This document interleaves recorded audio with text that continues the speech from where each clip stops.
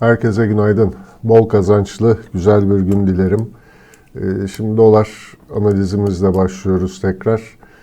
Dolar endeksinde bir yükseliş sürecimiz vardı. Bu kanal içine tekrar dönmüştük. Dün için belirlediğimiz direnç bölgesi 96.10-96 aralığıydı. Bunu da kırarak, bu direnç bölgesini kırarak dün destek olarak da çalıştırdık. Şimdi yukarıda takip ettiğimiz direnç bölgesi 96.44-96.33 aralığından geçiyor. Gün içinde bu direnç mi kırılacak yoksa tekrar bu aşağıdaki destek bölgesini test mi edecek? Bunu takip edeceğiz. Tabii bu dolar endeksindeki yükseliş aslında beklentilerden çok daha zayıf gelmekte. Çünkü borsalarda ciddi bir çıkış var. Bu çıkış sonucunda dolar endeksinin güçlenmesi beklenir doğal olarak. Fakat dolar endeksi nispeten güçlü dururken buradan çıkan para daha önce de söylediğim gibi bu enflasyon ve faiz farkından dolayı altın ve gümüşe gidiyor. Fakat altın ve gümüşte de yeterince alımların geldiğini ben düşünmüyorum. Özellikle gümüşe bakarsak hala gümüşün yeterince güçlü yükselişler yapamadığını görüyoruz. Dolayısıyla bu para nereye gidiyor diye bir sorma gereğini duydum. Onu da şöyle göstereceğim size. Bu grafik Güney Afrika randı.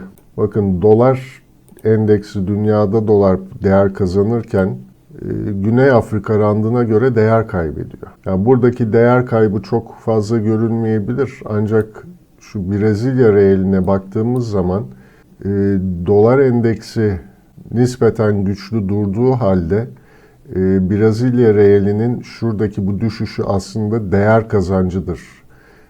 Brezilya reelinin dolara karşı değer kazancını bize gösteriyor. Bu da demek oluyor ki geçtiğimiz haftalarda Amerika'dan, borsalardan çıkan paranın gelişmekte olan ülkelere kaydığını bize gösteriyor. Peki dolar Türk lirasına buradan dönüp baktığımızda da bu akıştan faydalanamadığı, hatta kamu ve merkez bankalarının müdahalesiyle ancak yatayda tutulabildiğini görüyoruz. Kısacası buradan yapacağımız çıkarım 20 yıldır konuşulan yapısal reformları yapmazsak, 200-300 yıllık ekonomi bilimini elimizin tersiyle itip kendi keyfimize göre ekonomi kitapları yazmaya kalkarsak sonuçlarına da katlanırız diyebiliyoruz aslında. Dolayısıyla da önümüzdeki süreçte gene yukarıda 13.65-13.58 direnç olarak karşımıza çıkacak. Aşağıda 13.40 kırılmadığı sürece Amerika'dan çıkan bu paranın Türkiye'ye gelmediği, dolayısıyla da yönün yukarı olduğunu söyleyebileceğiz. Gün içinde takip edeceğimiz seviyelere bir de hemen hızlıca bakalım. Şu düşüş, dünkü dip bölgesi bugün destek olarak çalışacak. 13.53'ü takip ediyor olacağız gün içinde. Aşağıda 13.53 mü kırılıyor yoksa yukarıda 13.61'i mi kıracağız? Şu aralıkta bugün ne yöne gideceğimize karar veriyor olacağız. Şimdi de Euro Türk Lirası'na bakalım. Euro Türk Lirası'nda 15.38-15.33 desteğimiz vardı. Bunun altına inmiştik. Şu an bu bölgeyi direnç olarak çalıştırdığını söyleyebiliriz. Yalnız şurada bir kama formasyonu var. Hemen onu da bir kısaca çizelim. Tabii bu formasyonlara güvenip işlem yapmıyoruz. Daha çok ben destek dirençlere bakmayı tercih ediyorum. Yani şu hareketin kırılımını önümüzdeki saatlerde takip edeceğiz. Aşağıda oluşan yeni destek bölgemiz 15.28-15.25 aralığından geçiyor. Yukarıda ise şu tepeyi takip etmeyi ben doğru buluyorum. Bu da 15.44-15.42 aralığından geçiyor. Bu aralık kırılımına göre bize yön gösterecektir. Bu seviyeleri Euro Türk Lirası'nda da takip ediyor olacağız. Sterlin Türk Lirası'na gelirsek, burada da uzun zamandır bahsettiğimiz yukarıda 18.50, aşağıda 18.22 destek direnç bölgelerimiz var. Bu bölgede hareket etmeye devam ediyoruz. Sterlin Türk Lirası'nda herhangi bir değişiklik yok. Gün içinde şu direnç bölgesini geçiyor muyuz? Buna bir bakacağız. Yeni oluşan direnç bölgemiz 18.42-18.39 aralığından geçiyor. Bu yukarıya kırılırsa 18.50'ye doğru bir hareket görebiliriz. Aksi takdirde de aşağıda 18.22'lere doğru bir satış süreci yaşanacaktır. Özet olarak şunu söyleyebiliyorum.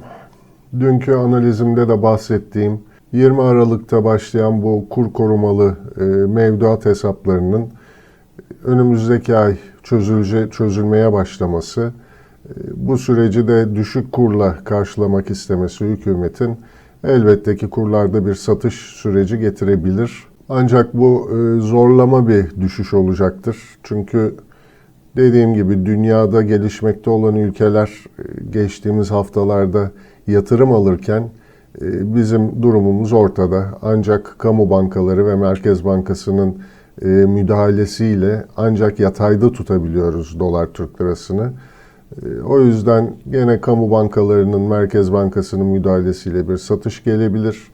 Bu süreçte aşağıda 13.25-13.32 aralığı önemli olacak. Onun altında da 13.10, 13.17 hep takip ettiğimiz destek seviyeleri zaten bunlar. Bu düşüşler yaşanabilir ancak tüm bu düşüşler alım fırsatı olacaktır. Düşüşlerin alım fırsatı olarak değerlendirilmesi ta ki bu yapısal reformların tekrar gündeme gelmesiyle veya Merkez Bankası'nın artık bağımsızlığını tekrar teslim edip bağımsız bir Merkez Bankası oluşumuna gidilmediği sürece düşüşler alım fırsatı olarak kullanılmaya devam edecektir. Ancak tabii kısa vade trade edenler mutlaka destek bölgelerinden stoplarını eksik etmesinler. Sonuçta şu 20 Aralık gecesini de unutmadan işlemlerimize yön vermeye devam edeceğiz. Bugünlük kurlardan bu kadar diyelim. Sizlerden bir ricam olacak. Burada gördüğünüz her bir videonun çekilip YouTube'a yüklenme süreci yaklaşık 1-1,5 saatlik emeğimi alıyor benim. Bunun karşılığında da sizlerden birkaç saniyenizi ayırmanızı rica edeceğim ve şu beğen butonuna basıp abone değilseniz kanala abone olup yorumlara da en azından bir emoji bırakırsanız kanalın ilerlemesi daha hızlanacaktır.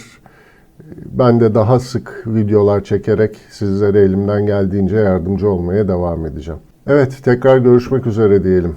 Hoşça kalın.